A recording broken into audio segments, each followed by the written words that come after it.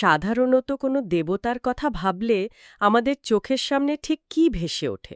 হয়তো খুব প্রশান্ত একটা মুখ, একটা আশীর্বাদের ভঙ্গি, হাতে হয়তো পদ্মফুল বা শঙ্খ, আর চারদিকে একটা স্নিগ্ধ পবিত্র আভা, তাই তো? হ্যাঁ, মানে চিরাচরিত ছবিটা তো সেরকমই হয়। একদম শান্ত, পবিত্র একটা ব্যাপার। ঠিক। কিন্তু আজ আমরা এই চিরাচরিত ছবির বাইরে গিয়ে একটু অন্যরকম একটা রূপের কল্পনা করব। মানে ধরুন, এমন একজন দেবতা যার গায়ের রং ঘোর অন্ধকার রাতের মতো কালো, চোখগুলো জ্বলন্ত অঙ্গারের মতো ধকধক করছে।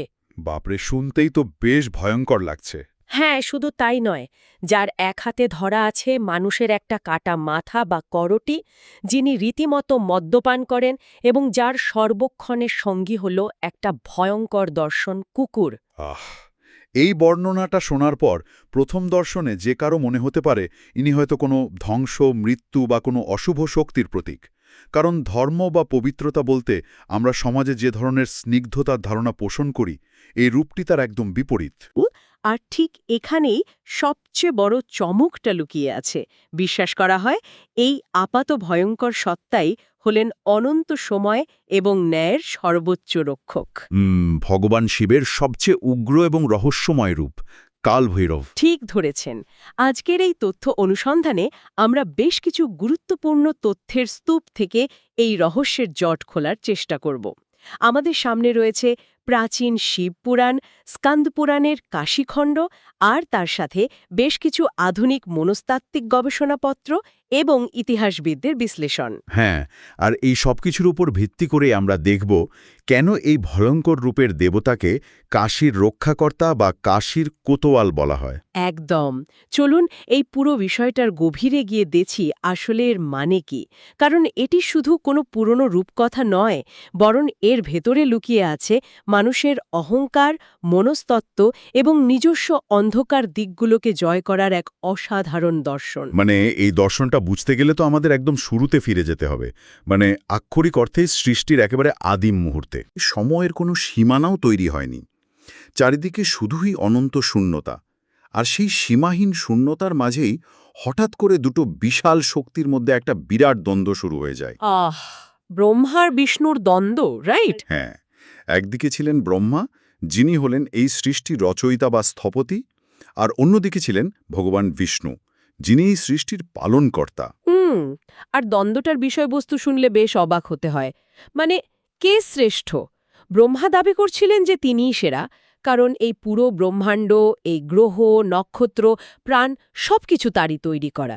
তিনি না থাকলে তো কোনো কিছুরই অস্তিত্ব থাকত না। আর অন্যদিকে বিষ্ণু তার যুক্তিতে একদম অবিচল ছিলেন। তার মতে শুধু সৃষ্টি করলেই তো হয় না, সেই সৃষ্টির একটা ভারসাম্য বা ব্যালেন্স লাগে। হ্যাঁ, ব্যালেন্স না থাকলে তো সব শেষ। ঠিক। পালনকর্তা হিসাবে তিনি সেই ভারসাম্য রক্ষা করেন বলেই সৃষ্টির অস্তিত্ব টিকে আছে, নচেত সব ধ্বংস হয়ে যেত। দুজনের মধ্যে এই শ্রেষ্ঠত্বের লড়াইটা ধীরে ধীরে একটা ভয়ঙ্কর অহংকারের যুদ্ধে পরিণত হল। বাপরে! আর তাতে পুরো মহাবিশ্বই তো একটা আলোড়ন পড়ে গেল।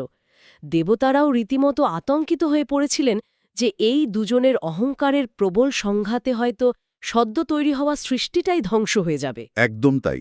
আর ঠিক সেই মুহূর্তে ওই অনন্ত শূন্যতার মাঝে একটা অভাবনীয় মহাজাগতিক ঘটনা ঘটল। হঠাৎ সেই নিশ্ছিদ্র অন্ধকারের বুক চিরে একটা বিকট শব্দ হল, আর শূন্য থেকে বেরিয়ে এলো এক অনন্ত সীমাহীন আলোর স্তম্ভ, বা যাকে আমরা জ্যোতির্লিঙ্গ বলি। সূত্রগুলোতে এই জ্যোতির্লিঙ্গের যে চাক্ষুষ বর্ণনা দেওয়া হয়েছে তা রীতিমতো গায়ে কাঁটা দেওয়ার মতো। আকাশ আর পাতাল ফুঁড়ে বেরিয়ে আসা এক অনন্ত আগুনের স্তম্ভ, যার কোনো শুরু নেই, কোনো শেষ নেই। হ্যাঁ, আর ঠিক তখনই ভগবান শিব, যিনি এই অনন্ত জ্যোতির্লিঙ্গেরই স্বরূপ, তিনি ওই আলোর ভেতর থেকে একটা শর্ত দিলেন। একটা চ্যালেঞ্জ ছুড়ে দিলেন, তাই তো? হ্যাঁ, শিব বললেন যে এই স্তম্ভের আদি বা অন্ত, মানে শুরু বা শেষ কোথায় তা খুঁজে বের করতে পারবে, সেই শ্রেষ্ঠ বলে গণ্য হবে। আচ্ছা, আর চ্যালেঞ্জটা পাওয়ার পর ব্রহ্মা এবং বিষ্ণু দুজনেরই মনে হলো এই অনন্ত স্তম্ভের শেষ খুঁজে বের করা খুব একটা কঠিন কাজ হবে না। বিষ্ণু বরাহ বা বন্য শূকরের রূপ ধারণ করে পাতালের দিকে নামতে শুরু করলেন সেই স্তম্ভের গোড়া খোঁজার জন্য। আর ব্রহ্মা হংস বা রাজহাঁসের রূপ ধারণ করে আকাশের দিকে উঠতে লাগলেন তার চূড়া খোঁজার আশায়। মহাজাগতিক হিসাবে যুগ যুগ ধরে তারা খুঁজেই চললেন, কিন্তু অসীম জিনিসের কি আর কোনো শেষ পাওয়া যায়? তা তো যায় না। তবে এই খোঁজটার ফলাফল কিন্তু দুজনের ক্ষেত্রে দুরকম হলো। মানে বিষ্ণু পাতালে হাজার হাজার বছর ধরে গভীরে যাওয়ার পর একটা সময় উপলব্ধি করতে পারলেন যে এই আলোর কোনো শেষ নেই। হ্যাঁ, বিশালতার সামনে তিনি নিজের ক্ষুদ্রতাটা বুঝতে পারলেন। একদম। পালনকর্তার ভেতরের অহংকারটা তখন কেটে গেল। তিনি সত্যটাকে স্বীকার করে নিলেন এবং ফিরে এসে বিনয়ের সাথে নিজের পরাজয় মেনে নিলেন। কিন্তু ব্রহ্মার গল্পটা অন্য পথে হাঁটল। ব্রহ্মা কিছুতেই হার মানতে পারছিলেন না। এখানেই মানুষের ইগোর বিষয়টা চলে আসে। ঠিক এই পরিস্থিতিটাকে আধুনিক একটা রূপকের সাহায্যে খুব সহজে বোঝা যায়। ধরুন, আজকের দিনের কোনো কর্পোরেট সিইও, যিনি মনে করেন পুরো কোম্পানিটি তিনি একাই দাঁড় করিয়েছেন।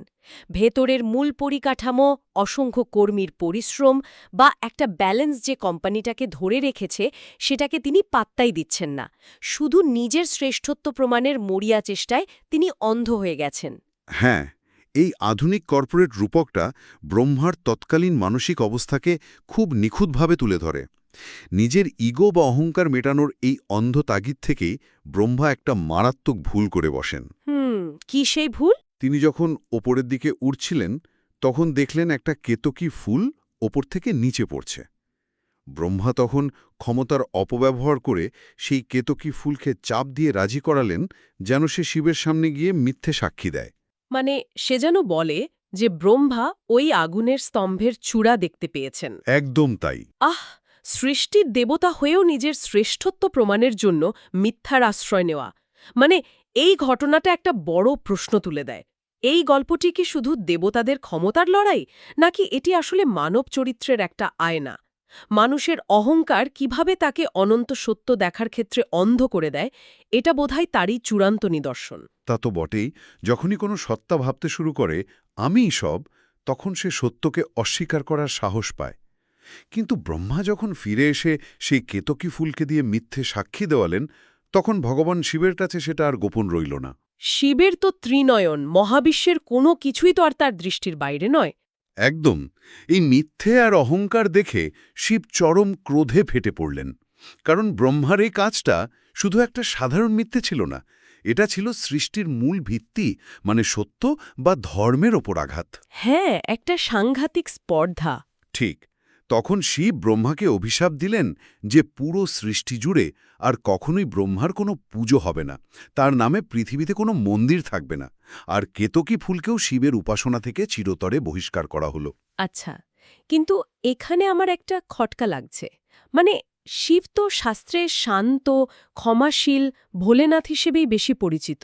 এই যে তিনি এত বড় একটা অভিশাপ দিলেন, এই প্রতিক্রিয়াটা কি খুব বেশি চরম হয়ে গেল না? সত্যকে উপহাস করা হলে শান্ততম সত্তারও যে সহ্যের বাঁধ ভেঙে যায়, এটা কি তারই প্রমাণ? অভিশাপটা চরম মনে হলেও এর পেছনের কারণটা আরও গভীর। আসলে ব্রহ্মার সমস্যাটা শুধু ওই মিথ্যে কথাতেই থেমেছিল না। আচ্ছা, আর কি হয়েছিল? অভিশাপ পাওয়ার পরেও ব্রহ্মার ৫টা মাথার মধ্যে যে পঞ্চম মাথাটি ছিল, সেটা চরম অহংকারের সাথে শিবকে ক্রমাগত অপমান করতে লাগল। সে স্পর্ধার সাথে বলতে শুরু করল, আমি স্রষ্টা, আমি সবকিছুর ঊর্ধ্বে। ও বাপরে! হ্যাঁ, আর ঠিক তখনই সহ্যের সীমা পার হওয়ায় শিবের তৃতীয় নয়ন থেকে এক ভয়ঙ্কর আগুনের সৃষ্টি হল। সেই লেলিহান আগুন থেকে জন্ম নিলেন কাল ভৈরব। এই উৎপত্তির দৃশ্যটা ভীষণ রোমাঞ্চকর। মানে গায়ের রং ঘোর কালো, চোখগুলো জ্বলন্ত অঙ্গারের মতো, চুল রুক্ষ এবং এলোমেলো, গলায় নরমুণ্ডের মালা আর হাতে ত্রিশূল ও তীক্ষ্ণ খড়গ। কালভৈরব নেমেই তার হাতের ওই তীক্ষ্ণ খড়গ বা নখ দিয়ে এক নিমিষে ব্রহ্মার অহংকারী পঞ্চম মাথাটা ধর থেকে আলাদা করে দিলেন। একদম। আর এই দৃশ্যটার ভেতরে একটা গভীর দার্শনিক অর্থ লুকিয়ে আছে। কাল মানে হলো সময়, আর ভৈরব মানে হলো ভয়ঙ্কর বা যা ভয়কে নাশ করে। মানে উনি সময়ের মূর্ত রূপ। ঠিক, কালভৈরব হলেন স্বয়ং সময়ের মূর্তরূপ। আর এই যে ব্রহ্মার পঞ্চম মাথাটা তিনি কাটলেন, ওই মাথাটা হল চরম অহংকারের প্রতীক। অনন্ত সময়ের কাছে যে কোনো বিশাল অহংকার, ক্ষমতা বা ইগোই একদিন ধূলিসাৎ হয়ে যায়। কালভৈরব এসে এটাই প্রমাণ করলেন যে সৃষ্টির ঊর্ধ্বে হল সময়, সময়ের থেকে বড় কেউ নয়। হ্যাঁ, অহংকার নাশের এই তত্ত্বটা বেশ পরিষ্কার, কিন্তু ব্রহ্মার ওই মাথাটা কাটার পরেই তো কাহিনীর মোড় সম্পূর্ণ ঘুরে যায়। মানে সৃষ্টির আদি স্রষ্টাকে আঘাত করার কারণে স্বয়ং কালভৈরবের উপর ব্রহ্মহত্যার মতো চরম পাপ এসে পড়ল। হ্যাঁ, পুরাণ মতে ব্রহ্মহত্যা হল মহাবিশ্বের সবচেয়ে বড় পাপ। আর শাস্তিস্বরূপ ব্রহ্মার সেই কাটা মাথা বা করটি, যেখান থেকে তখনও রক্ত ঝরছে, সেটা কালভৈরবের বাঁ হাতে আঠার মতো চিরস্থায়ীভাবে আটকে গেল। ঠিক। আর এই পাপের বোঝা থেকে মুক্তির পথটা মোটেও সহজ ছিল না। স্বয়ং শিব তাকে নির্দেশ দিলেন প্রায়শ্চিত্ত করার জন্য। কালভৈরব এক অনন্ত যাত্রায় বেরিয়ে পড়লেন। শিবের সবচেয়ে ভয়ঙ্কর রূপ পরিণত হলেন একজন যাযাবর ভিক্ষুকে। পুরাণে যাকে ভিক্ষাটন রূপ বলা হয়েছে। একদম। তিনি দেবলোকে গেলেন, স্বর্গের অমৃতে স্নান করলেন। এরপর নাগলোকে গেলেন, পৃথিবীর গঙ্গা, যমুনা, রামেশ্বরম, বদ্রীনাথের মতো সমস্ত পবিত্র তীর্থে তীর্থে ঘুরে বেড়ালেন। কিন্তু ওই যে ব্রহ্মহত্যার পাপ, ওই কাটা মাথাটা একটা ভয়ঙ্কর অভিশাপের মতো তার হাত থেকে কিছুতেই খসল না।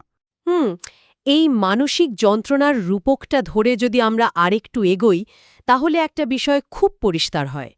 মানুষ যখন জীবনে বড় কোনো ভুল করে বা কোনো তীব্র ট্রমার শিকার হয়, তখন সেই অপরাধবোধ বা কষ্টটা ওই করটির মতোই সত্তার সাথে আষ্টে পৃষ্ঠে আটকে যায়।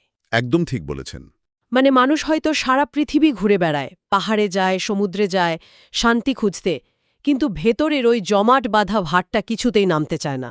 হ্যাঁ, মানুষের ভেতরের এই অপরাধবোধ বা মানসিক যন্ত্রণার ভারটা সত্যি ওই আটকে থাকা করটির মতো শ্বাসরুদ্ধকর। আর এই ভার থেকে মুক্তি পাওয়া যায় কেবল তখনই যখন মানুষ এমন কোনো স্থানে বা মানসিক স্তরে পৌঁছতে পারে যেখানে সে নিজেকে সম্পূর্ণ সমর্পণ করে দিতে পারে। আর কালভৈরবের ক্ষেত্রে সেই মুক্তিস্থানটা ছিল বারাণসী বা কাশী। হ্যাঁ, অনন্তকাল ধরে তীর্থে তীর্থে ঘোরার পর ক্লান্ত বিধ্বস্ত কালভৈরব যখনই কাশীর সীমানায় প্রবেশ করলেন, তখন জাদুকরি ভালে একটা ঘটনা ঘটল। ওই করটিটা খসে পড়ল। ঠিক, সেই অভিশপ্ত করটি তার হাত থেকে খসে মাটিতে পড়ে গেল। আর ব্রহ্মহত্যার সেই ঘনীভূত পাপ পাতাল লোকে চিরোত্তরে বিলীন হয়ে গেল। যে জায়গায় ওই করটি পড়েছিল, আজও কাশীর সেই জায়গাকে কপালমোচন তীর্থ বলা হয়। কিন্তু কাশী কেন? মানে হিমালয় বা অন্যান্য তীর্থে যা হলো না, কাশীতে এসে সেটা কেন সম্ভব হলো? এর কারণ বুঝতে গেলে কাশীর ভৌগোলিক এবং আধ্যাত্মিক অবস্থানের দিকে তাকাতে হবে। পুরাণ অনুযায়ী কাশী সাধারণ পৃথিবীর মাটিতে অবস্থিত নয়। এটি শিবের ত্রিশূলের ওপর ভাসমান একটি শহর। ও আচ্ছা। এটি হল মোক্ষ বা মুক্তির স্থান, যেখানে মহাজাগতিক সময়ের নিয়ম খাটে না। কাশী হল সেই বিন্দু যেখানে অতীত এবং ভবিষ্যৎ এসে শূন্য হয়ে যায়। আর যেহেতু কালভৈরব নিজেই সময়ের রূপ, তাই সময় সীমানার বাইরের এই শহরে প্রবেশ করা মাত্রই তার কর্মফলের বোঝা বা অভিশাপ বিলীন হয়ে যায়। কি অদ্ভুত সুন্দর একটা ভাবনা। আর করটি খসে পড়ার পর থেকেই তো কালভৈরবের গল্পের একটা নতুন অধ্যায় শুরু হয়। পাপমুক্ত হওয়ার পর শিব কালভৈরবকে কাশীর কোতোয়াল মানে প্রধান রক্ষক এবং দণ্ডাধিকারী মানে বিচারক হিসাবে নিযুক্ত করলেন।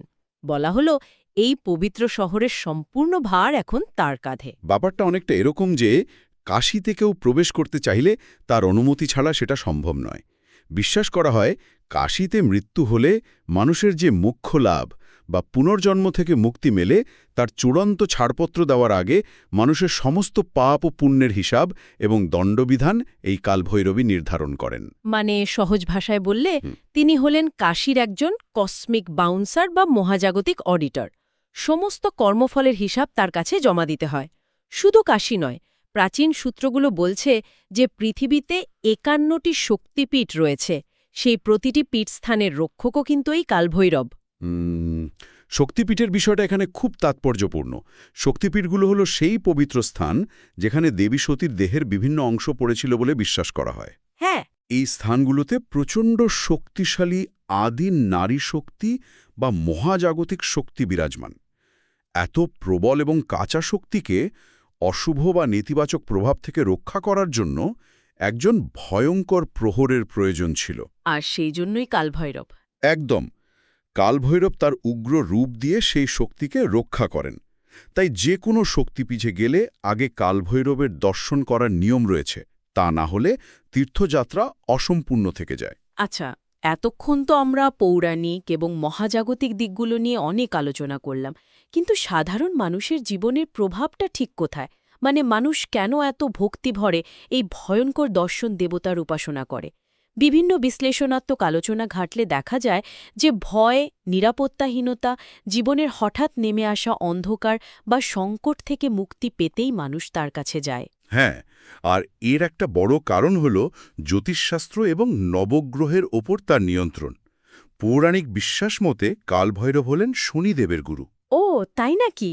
হ্যাঁ, জ্যোতিষশাস্ত্রে শনি গ্রহকে ন্যায়ের দেবতা এবং কর্মফলের দাতা হিসেবে ধরা হয়, যা মানুষের মনে একটা স্বাভাবিক ভয়ের জন্ম দেয়।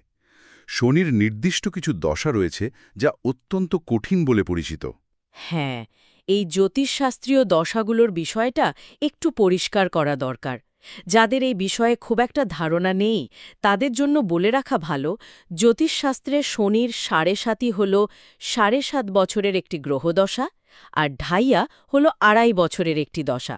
বিশ্বাস করা হয় এই সময়গুলোতে মানুষকে তার কর্মফল অনুযায়ী প্রচণ্ড বাধা, বিপদ এবং মানসিক কষ্টের ভেতর দিয়ে যেতে হয়। এটা একটা মানুষের জীবনের অত্যন্ত কঠিন পরীক্ষার সময়। ঠিক এই জায়গাটাতেই কালভৈরবের উপাসনা প্রাসঙ্গিক হয়ে ওঠে। যেহেতু তিনি শনির গুরু এবং স্বয়ং সময়ের নিয়ন্ত্রক, তাই বিশ্বাস করা হয় যে কালভৈরবের আরাধনা করলে শনির এই কঠিন দশাগুলোর নেতিবাচক প্রভাব বা তীব্রতা অনেকটাই কমে যায়। আচ্ছা, মানে গুরুর শরণাপন্ন হওয়া? একদম। কারণ যিনি শনিরও গুরু, যিনি নিজেই সময়ের প্রতীক, তার কাছে আত্মসমর্পণ করলে কঠিন সময় পার করার মানসিক শক্তি পাওয়া যায়। উপাসনার কথা যখন উঠলই, তখন তার উপাসনার অদ্ভুত নিয়মগুলোর কথা না বললেই নয়। যেমন ধরুন তার বাহন। আমরা সাধারণত দেবতাদের রাজহাঁস, ময়ূর বা সিংহের মতো রাজকীয় বাহন ব্যবহার করতে দেখি, কিন্তু কালভৈরবের বাহন হল শোল, অর্থাৎ একটি কুকুর। হ্যাঁ, কুকুর। বলা হয় কুকুর হল ধর্ম, সত্যতা এবং সবসময় সজাগ থাকার প্রতীক। কুকুরকে ভালো খাবার খাওয়ালে বা তাদের যত্ন নিলে তিনি প্রসন্ন হন। আর কুকুরকে বাহন হিসেবে রাখা এবং তাকে খাওয়ানোর ভেতরে একটা গভীর সামাজিক ও আধ্যাত্মিক শিক্ষাও কিন্তু আছে। সেটা কি রকম? প্রাচীন সমাজ ব্যবস্থায় বা সাধারণ দৃষ্টিতে কুকুরকে খুব একটা উচ্চ স্থান দেওয়া হয় না, অনেক সময় তাদের অসুচি বলেও গণ্য করা হয়। কিন্তু কালভৈরব আমাদের শেখান যে সমাজের অবহেলিত বা নিচুতলার জীবের প্রতিও আমাদের সমান ভালোবাসা থাকা উচিত। ঈশ্বরের বাস সবকিছুর ভেতরেই আছে। গুলো বলছে কালভৈরবকে নিবেদন করা হয় মদ এবং মাংস। হ্যাঁ, শুনতে বেশ অদ্ভুত লাগে প্রথমটায়। একদমই। মানে একজন দেবতার আরাধনায় মদ বা মাংস কেন ব্যবহার করা হবে, এটা ভেবে অনেকেরই অবাক লাগতে পারে। কিন্তু এই প্রসাদের বিষয়টা আক্ষরিক অর্থে নিলে ভুল হবে। এর ভেতরে গভীর মনস্তত্ত্ব লুকিয়ে আছে। মদ বা মাংস এখানে মানুষের ভেতরের তামসিক প্রবৃত্তির প্রতীক। তামসিক প্রবৃত্তি বলতে? ওই জড়তা, অজ্ঞতা। হ্যাঁ, বাজে আসক্তি, কামুকতা এবং অন্ধকার দিকগুলো। যখন উপাসক কালভৈরবের সামনে মদ বা মাংস নিবেদন করেন, তখন তিনি আসলে দেবতাকে খাওয়ার দিচ্ছেন না, বরং তিনি নিজের ভেতরের অহংকার, নেশা এবং ধ্বংসাত্মক চিন্তাগুলোকে দেবতার চরণে বা তার ক্রোধের আগুনে চিরতরে সমর্পণ করছেন। ও আচ্ছা, মানে আমি আমার ভেতরে সবচেয়ে বাজে আসক্তিগুলোকে সামনে রেখে বলছি যে, আহ, এগুলো আমাকে ভেতর থেকে শেষ করে দিচ্ছে, আমি এগুলোকে আর বইতে পারছি না, তাই এগুলোকে তোমার কাছে সঁপে দিলাম, তুমি এগুলোকে গ্রাস করে আমাকে শুদ্ধ করো। এই ব্যাখ্যাটা একদম নিখুঁত। কালভৈরব হলেন সেই সত্তা, যিনি অন্ধকারের ভেতরে থাকেন, যাতে তিনি মানুষের ভেতরের অন্ধকারটাকে শুষে নিতে পারেন। বাপরে, এত গভীর মানে লুকিয়ে আছে এর পেছনে। হ্যাঁ, তার এই ভয়ঙ্কর রূপ আসলে ভক্তকে ভয় দেখানোর জন্য নয়, বরং ভক্তের ভেতরের খারাপ প্রবৃত্তি এবং বাইরের বিপদগুলোকে ভয় দেখানোর জন্য। একটা চমৎকার বৈপরীত্য এখানে ফুটে উঠছে। মানে একজন ভীষণ ভয়ঙ্কর দেখতে দেবতাই জীবনের সবচেয়ে বড় ভয়গুলোকে দূর করছেন। ব্যাপারটা অনেকটা নিজের সবচেয়ে বড় ফোবিয়া বা ভয়ের মুখোমুখি দাঁড়ানোর মতো। একদম তাই। মানুষ যখন তার চরম ভয়ে চোখে চোখ রেখে দাঁড়িয়ে যায়, তখন সেই ভয়টা আর তার উপর আধিপত্য বিস্তার করতে পারে না। পৃথিবীর আর কিছুই তখন তাকে ভেতর থেকে নাড়াতে পারে না। ঠিক। আর এই আলোচনার শুরু থেকে শেষ পর্যন্ত যদি আমরা একটা সুতো দিয়ে বাঁধার চেষ্টা করি তাহলে পুরো যাত্রাপথটা খুব স্পষ্ট হয়ে ওঠে। হ্যাঁ, ওই অহংকারের জায়গা থেকে শুরু করে। হ্যাঁ, ব্রহ্মা আর বিষ্ণুর সেই আদিম অহংকারের সংঘাত থেকে জন্ম নিল এক চরম উগ্র রূপ, সেই কালভৈরব, যিনি মহাবিশ্বের স্রষ্টার মাথা কেটেছিলেন। তাকেই আবার ব্রহ্মহত্যার মতো চরম পাপের অভিশাপ মাথায় নিয়ে সারা ব্রহ্মাণ্ডে এক ভিখারি হয়ে ঘুরে বেড়াতে হল। তিনি নিজে অনুভব করলেন যন্ত্রণার ভার বয়ে বেড়ানোর মানে কি। আর সেই জন্যই কাশীতে এসে পাপমুক্ত হওয়ার পর তিনিই হয়ে উঠলেন মোক্ষদানকারী শহরের প্রধান রক্ষক। একদম, যিনি নিজে যন্ত্রণার চরম সীমায় গেছেন, তিনিই সবচেয়ে ভালো জানেন কিভাবে অন্যদের যন্ত্রণা আর কর্মফলের বিচার করতে হয়। বাহ! আজকের এই বিশ্লেষণ থেকে এমন একটা দৃষ্টিভঙ্গি উঠে এলো যা সত্যি সাধারণ চিন্তাধারার বাইরে। সৃষ্টির শুরুর সেই বিশাল অহংকার, একটা সাধারণ মিথ্যে কথা, তার থেকে জন্ম নেওয়া এক রুদ্রমূর্তি, অনন্তকালের প্রায়শ্চিত্ত, আর সবশেষে সেই কাশিনো ঘুরে এসে পাপের অবসান ঘটিয়ে রক্ষক হয়ে ওঠা। আর এই পুরো মহাজাগতিক যাত্রাপথটা আসলে মানুষের অন্তরেরই একটা প্রতিচ্ছবি। একদম তাই। মানুষের ভেতরের ইগো, পাপবোধ, ট্রমা বয়ে বেড়ানো আর পরিশেষে মুক্তির আকাঙ্ক্ষা সবটাই যেন এই কালভৈরবের কাহিনীর সাথে খুব সূক্ষ্মভাবে জড়িয়ে আছে। এই আখ্যান বারবার মনে করিয়ে দেয় যে অনন্ত সময়ের স্রোতের সামনে যে কোনো ক্ষমতা, পদমর্যাদা বা অহংকার কতটা তুচ্ছ। মানুষ যতই ভাবুক না কেন যে সে তার জীবন বা চারপাশ নিয়ন্ত্রণ করছে, আদতে সময় বা কাল সবকিছুর ওপরে রাজত্ব করে। হ্যাঁ, সময়ের চেয়ে ক্ষমতাবান তো আর কেউ নেই। ঠিক। আর এই সময়ের কাছে যখন সমস্ত খারাপ প্রবৃত্তিগুলো সমর্পণ করা যায়, তখনই সত্যিকারের শান্তি বা মোক্ষ লাভ করা সম্ভব। সবশেষে আজকের এই গভীর তথ্য অনুসন্ধান থেকে একটা বিষয় একটু ভেবে দেখার মতো। কালভৈরব যদি আসক্তি আর অহংকারগুলোকে কেড়ে নেওয়ার সময়ের প্রতীক হন, আর তিনি যদি মানুষের ভেতরের অন্ধকারগুলোকেই নৈবেদ্য হিসেবে গ্রহণ করেন, তবে জীবনে যে জিনিসগুলো, যে সম্পর্কগুলো বা যে ক্ষমতা হারানোর ভয় মানুষকে সবসময় তাড়িয়ে বেড়ায়, হয়তো সেই ভয়ঙ্কর আঁকড়ে ধরার প্রবণতাটা স্বেচ্ছায় সমর্পণ করার মধ্যেই সত্যিকারের মানসিক মুক্তি লুকিয়ে আছে। হ্যাঁ, খুব সুন্দর একটা ভাবনা। ওই আটকে থাকা করটিটার মতোই, যতক্ষণ সেটাকে আঁকড়ে ধরে রাখা হয় সেটা শুধু যন্ত্রণাই দেয়, আর যখন সঠিক স্তরে গিয়ে সেটাকে ছেড়ে দেওয়া যায় তখনই আসে প্রশান্তি। আজকের মতো এই রহস্যের উদ্ঘাটন এখানেই শেষ হচ্ছে। দেখা হবে পরের কোনো এক অজানা তথ্যের গভীরে।